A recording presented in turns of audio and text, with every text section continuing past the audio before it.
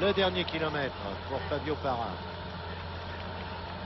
Colombien, seul depuis l'ascension du pas de Morgin et dans la descente surtout.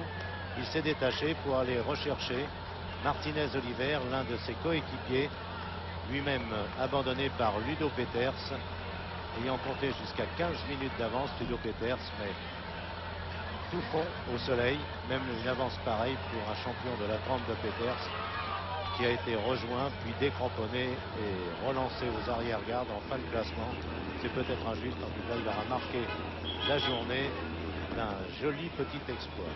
Denis en 4e position, devant lui Roux, et puis voici qu'arrive Delgado. Sortie de l'arrière. Ah, Delgado, il a réussi à sortir tous les autres favoris de son sillage, mais c'est simplement pour marquer un coup, parce qu'il va s'assurer 10 secondes au maximum. Peu importe, Delgado ronge son frein depuis quelque temps de ne pas pouvoir se lancer dans toutes les bagarres, et Denis pour lui lance le sprint pour la 2e place devant Roux et Delgado à quelques 300 mètres de Parra, que nous n'allons pas tarder à apercevoir quant à nous ici à Morzine, avenue de la Plagne, au terme d'une ligne droite de 800 mètres environ.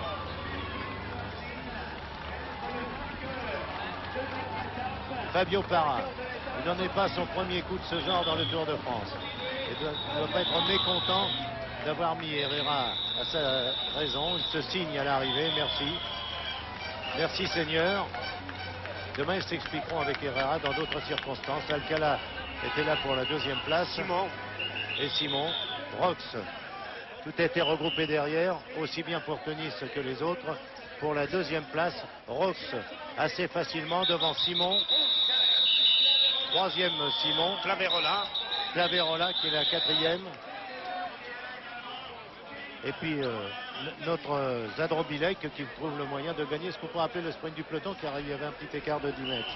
Alors 23 secondes d'écart entre Fabio Parra et le 2e Steven Roux, animateur parmi les leaders de cette étape, tandis que Delgado a été débordé après avoir tenté un coup qui ne me paraissait pas nécessaire, quant à moi. Non, mais je crois que si on devait citer un homme aujourd'hui qui a marqué l'étape, bien sûr, il y a Parra qui a eu la récompense de ses efforts en triomphant ici, mais je crois que Delgado a marqué un point aujourd'hui. Oui, et il y a eu les attentistes aussi, du genre Motet. Alors, allez savoir qui avait raison. Est-ce que le Tour, qui va fréquenter la montagne maintenant pendant pas mal de journées, enchaîner Alpes et Pyrénées sans transition, est-ce que le Tour ne doit pas exiger que de temps en temps on se montre prudent?